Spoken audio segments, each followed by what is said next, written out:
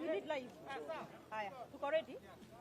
Okay, this is a statement this afternoon by members of parliament in support of peace and reconciliation, from building bridges to opening of wounds. Yesterday's public statement by Director of Criminal Investigations, George Kinoti, is yet another installment of the zealous antics staged purely for cheap publicity to anchor partisan political narratives and fuel divisive agendas.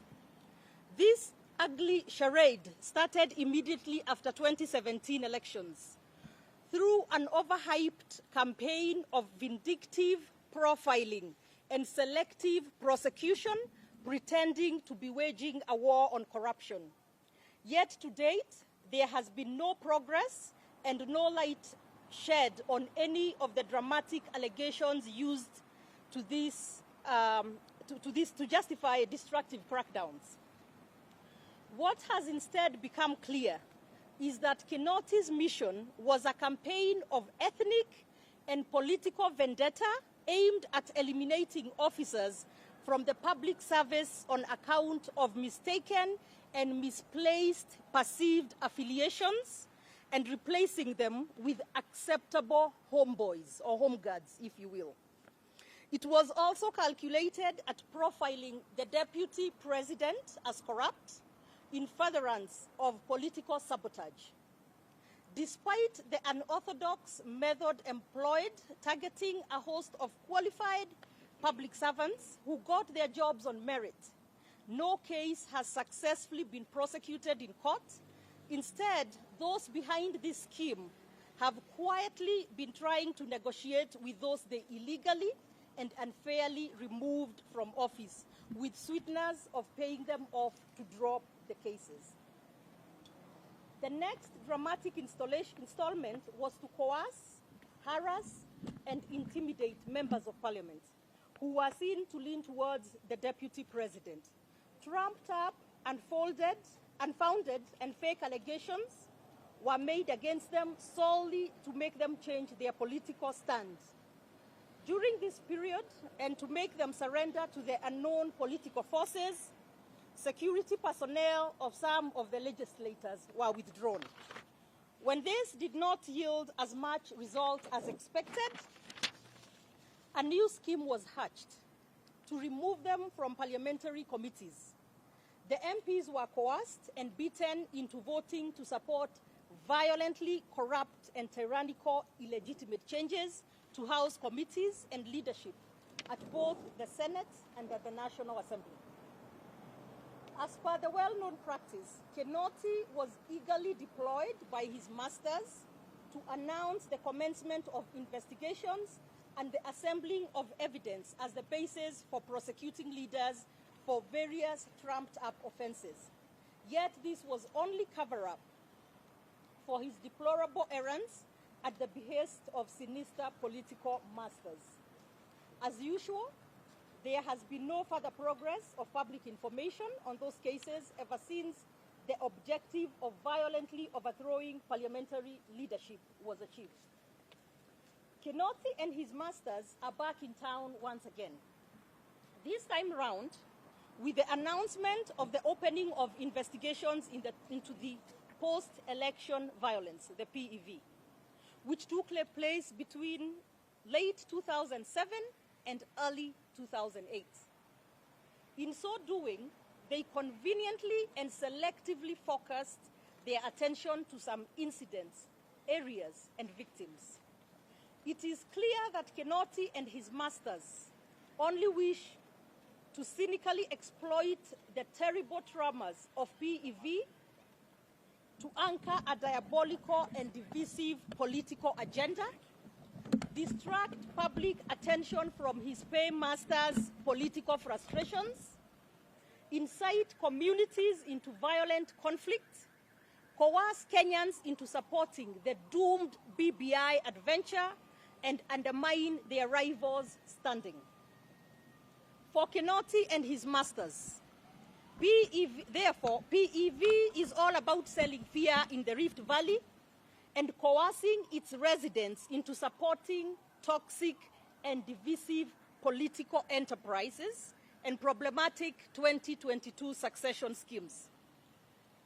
Kinoti's masters are the same shadowy puppeteers who schemed to similarly employ PEV and the ICC to prevent their excellencies on Uhuru Kenyatta and William Ruto from ascending to political leadership. Then, as now, they fabricated fictitious evidence and suborned perjury by corruptly inducing venerable Kenyans to tell lies under oath in support of vindictive fabrications. They failed badly and ended up severely embarrassing the ICC and the Republic of Kenya. Unfortunately, Kinoti's accomplices have executed the latest travesty on Honorable Uhuru Kenyatta's watch.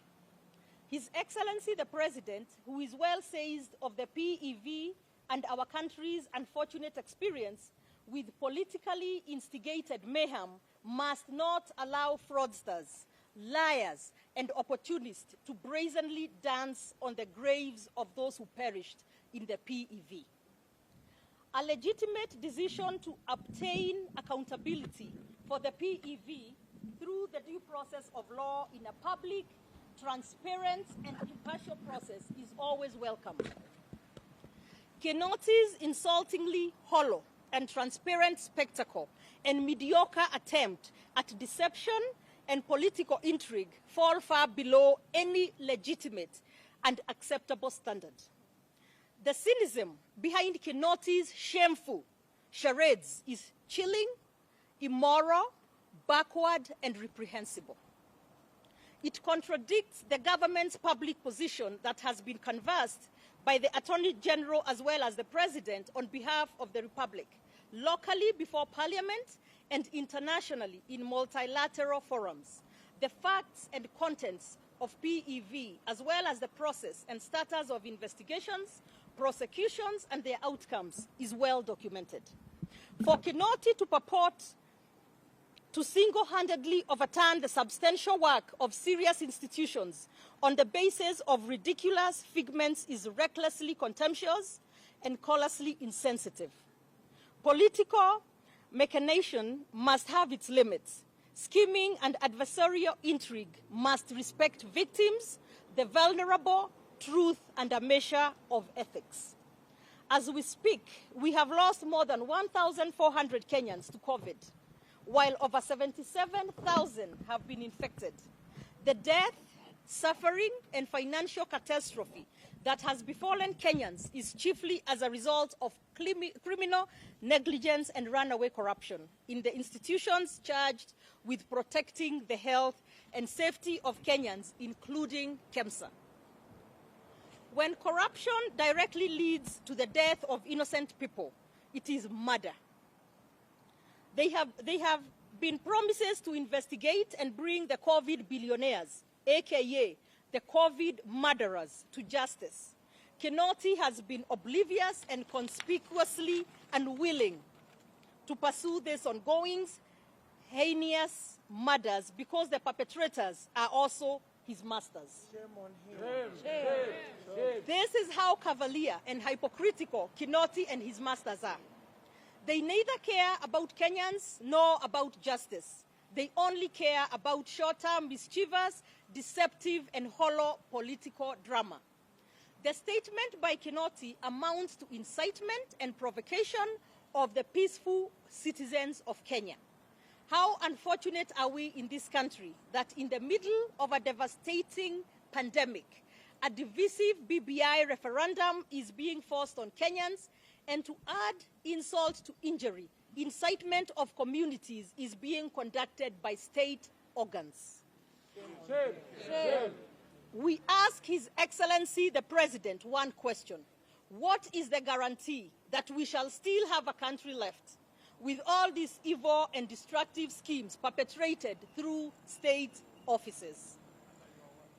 As leaders, we ask the citizens, especially residents of the Rift Valley, to resist the provocation and incitement to violence by the DCI Kinoti and his evil networks.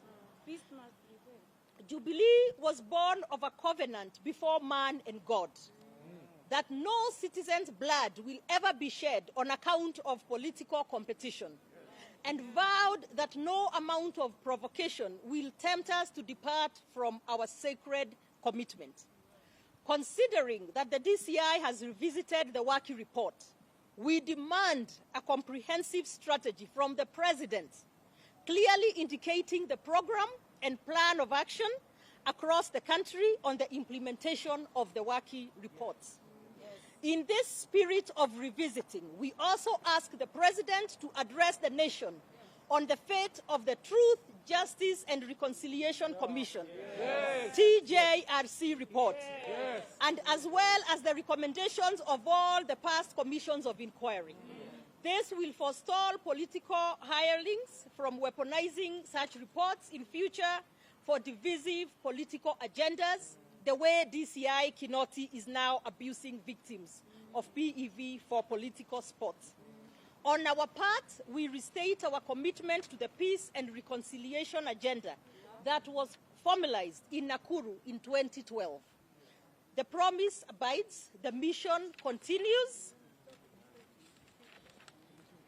The mission continues. Thank you very much.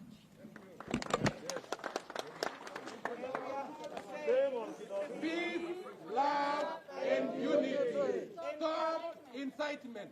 Peace, love, and unity. Stop incitement. Peace, love, and unity. Stop incitement. Peace, love, and unity. Stop incitement. Peace, love, and unity. Stop incitement. Shame on you, Kinoti. Shame on you, Kinoti. Yes. Sorry, 1 minute. We will only take questions relating to this. Yeah. We will take questions relating to this statement. Okay? And we will start with... Why don't we take the question first? Yeah. Excuse me. Most of the post-election violence victims were maimed and are now persons with disabilities, and I've registered most of them. So I have all of them, and our physical wounds had healed. So is our hearts. I don't know what informed Kinoti in making those wounds to drain again. We cannot afford to reopen the wounds that have already healed, because most of the post-election violence victims were maimed and are members of my club. And just as what happened in South Africa, after apartheid, there was peace and reconciliation, and they decided to move on as a united country. As in Kenya, we had our own Truth and Reconciliation Commission, which was the ballot box of 2013, in which we elected the suspects, meaning we are united and we have decided to move forward. Mr. Kinoti, why are you reopening the wounds that were healed? Please, Mr. Kinoti, in the name of Almighty God, if you are being used politically, we can give you anything, but we cannot allow Kenyans to lose their lives again. Please, Mr. Kinoti, leave our hearts, leave our lives alone. Thank you.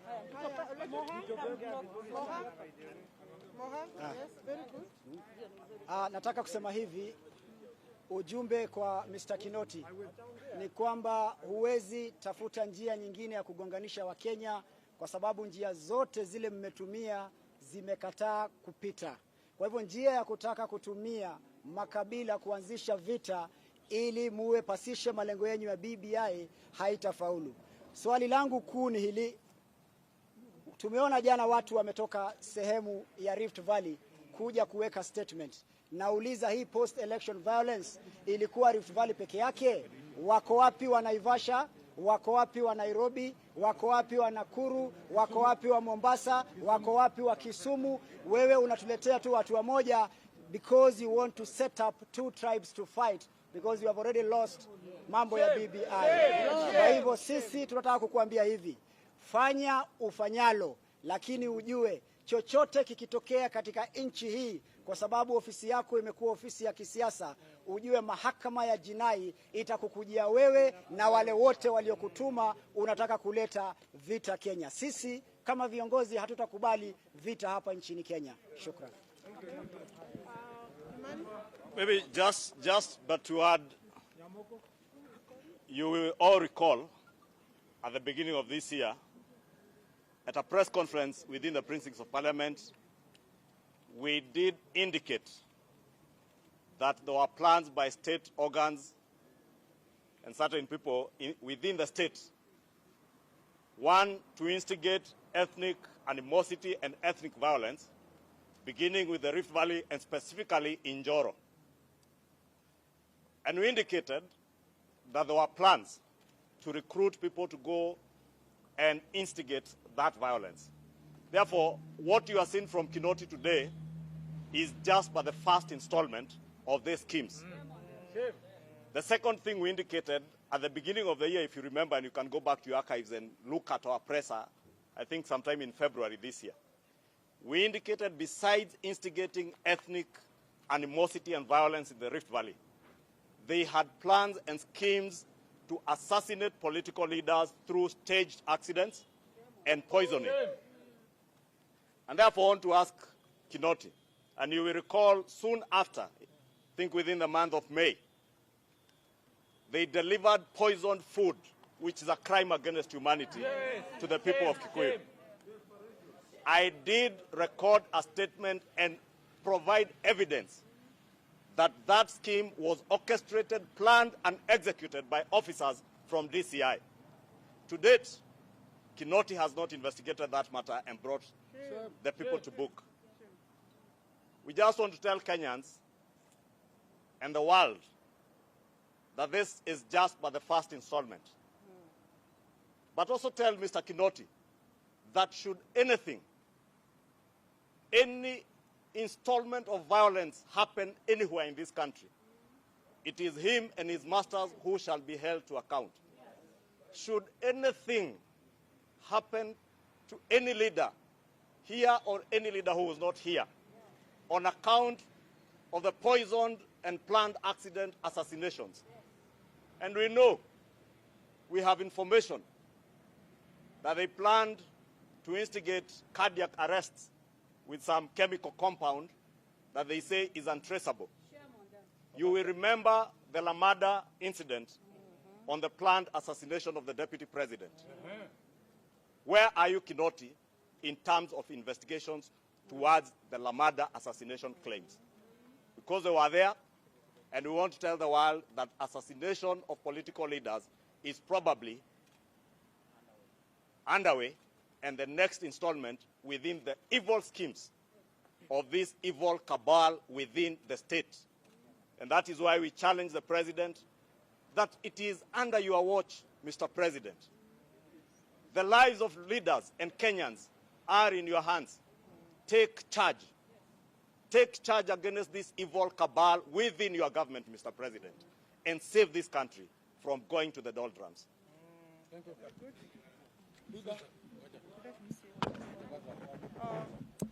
Okay. I just want to remind Kenyans that these particular incidences that we have suffered before were experienced in 1992, were experienced in 1997, 2013, there were no such incidences. But 2017, we did have problems. I just want to appeal to all Kenyans not to accept to fall into the trap and shenanigans of Kinoti, Director of Criminal Investigations, because I believe, and we believe as a team, that he is under direct instructions and organizations of a very sinister team and evil spirit in this country. Therefore, Kenyans from all walks of life, from the hotspots of this country that have suffered post-election violence, be it Mombasa Coast, be it Rift Valley, be it the areas like the Naivasha, Kisumu, and elsewhere, we must reject these evil schemes and insist and demand the establishment of a truth, Justice and Reconciliation Commission, where Kenyans will be able to speak over the issues that have occurred. We will not relent, and we will not allow, as leadership, this kind of shenanigans that we saw yesterday. Kinoti, we are calling out on you with your teams. You must stop. You have fed enough blood of Kenyans, on enough blood of Kenyans. Stop it. We will not allow you. We tell Kenyans they must refuse and reject. Yeah, basi mimi kwa niaba ya wabunge wala wanatoka Rift Valley, mimi nataka kusema hivi. Ile maneno tuliona jana kutoka Bwana Kinoti mwenyewe, sisi tunataka kusema tumekataa na tunaendelea kukataa, na ikuwe ya mwisho kuonekana kwa hii Kenya. Mambo ya DCI, tangu wakati mimi nilizaliwa mimi mwenyewe, tunajua ya kwamba DCI kazi yake ni kuchunguza mambo ya ukweli. Na wakati wote akichunguza, hakuna wakati DCI anaita press conference na kutangaza ya kwamba mimi nachunguza fulani. Hii ni kitu tunajua. Kwa dunia yote hakuna kitu inaitwa CID ana investigate maneno kwa public na kwenda kutangaza. Hii yote amefanya ni kisiasa, na ni siasa mbaya ya kulete vita ya kikabila, na tumekataa. Mimi nikiwa kiongozi ya Rift Valley, nataka kuambia watu wa huko nyumbani wakae imara, wapendane, wasikubali maneno ya kupewa ya kuanza kuchokozana na jirani yake. Mimi mwenyewe natoka constituency Cosmopolitan, na tangu 2013 tumekuwa na amani, na mimi nataka kutangaza ya kwamba watu wa nyumbani huko Rift Valley, watu wa Kenya kutoka Mombasa mpaka Kisumu, tukae kwa amani, tusikubali maneno ya wale watu wameshindwa na kazi yao.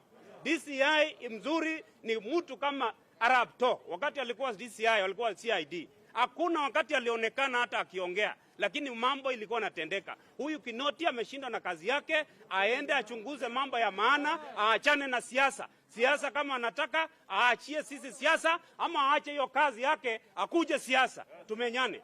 Ya mwisho nataka kuomba kwa roho safi, President Uhuru Kenyatta, watu wote Kenya wanakutegemea. Kama wewe haujui hii maneno, jua kutoka leo na utoke kutoka State House uongee. Okoa Kenya. Isije tena ya kwamba Kenya inaweza kurudi kwa vita.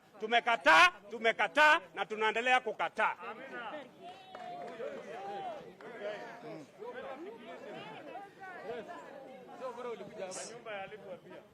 Nataka kutaja mambo matatu peke yake.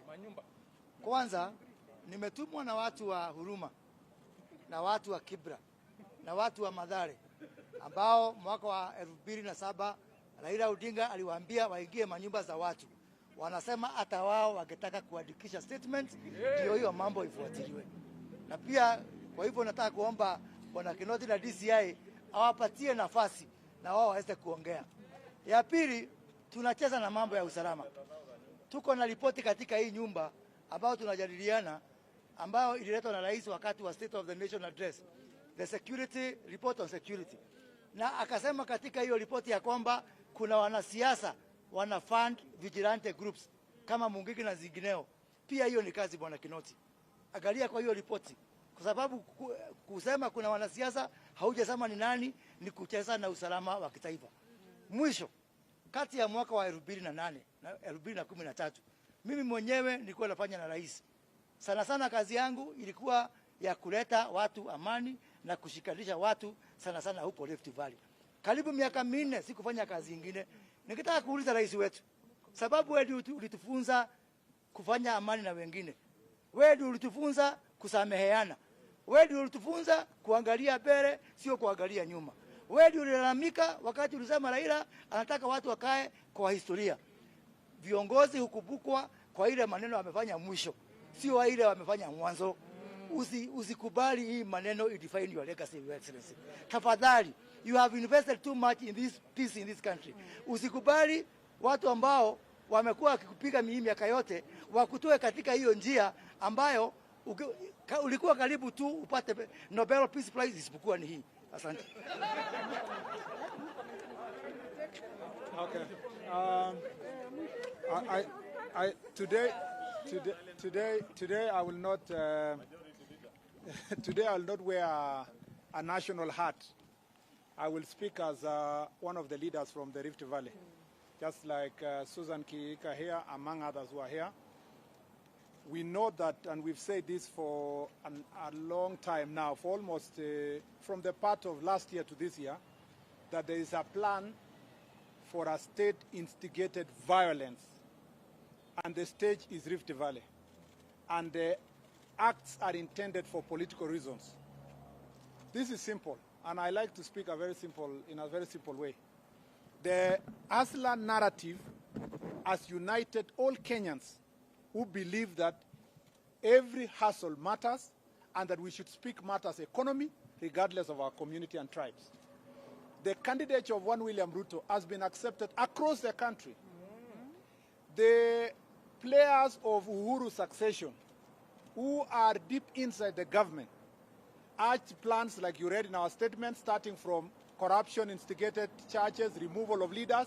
Now the last card they have, because they have realized BBI doesn't work, the last card they have is to instigate violence in the Rift, so that communities, because Rift Valley is one of the regions that has every community in the country. And so that then if there is violence in Rift Valley, blame it on William Ruto. Then once you blame on William Ruto, you go to what they already announced, that he will not be in the ballot box. So the objective here is political, like in our statement says, a political sport. But unfortunately, political sport using human lives. Using human lives.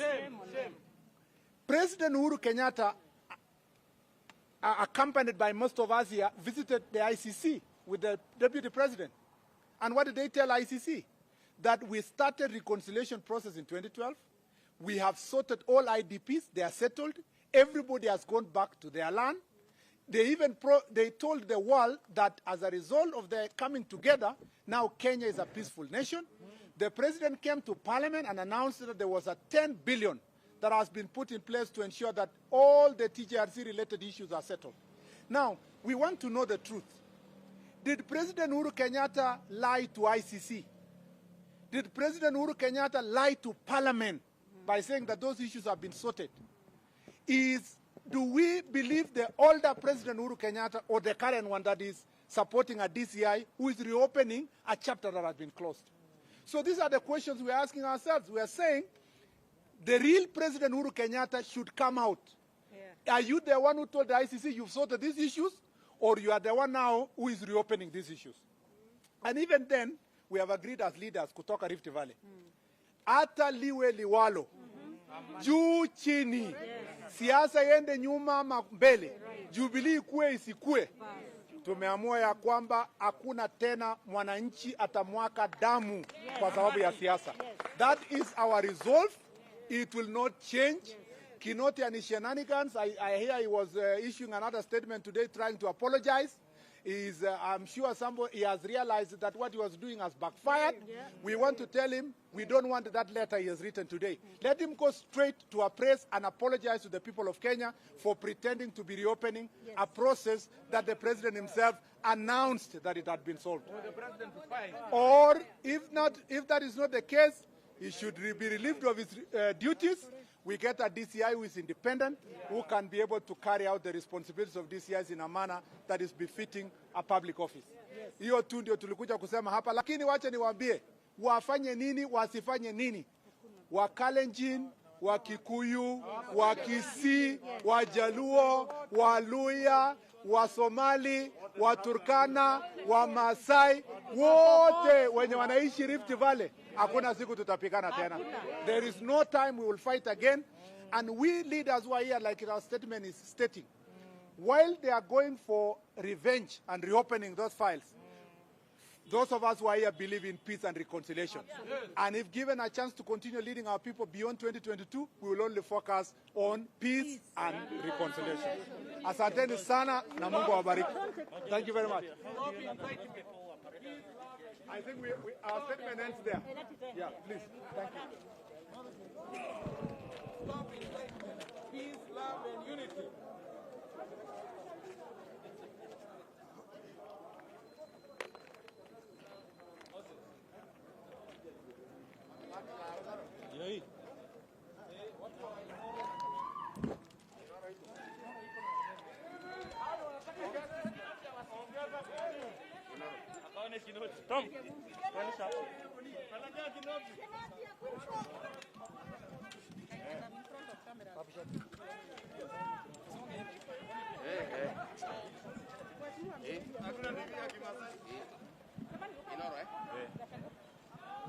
I'm not able to speak Kinoti. I know.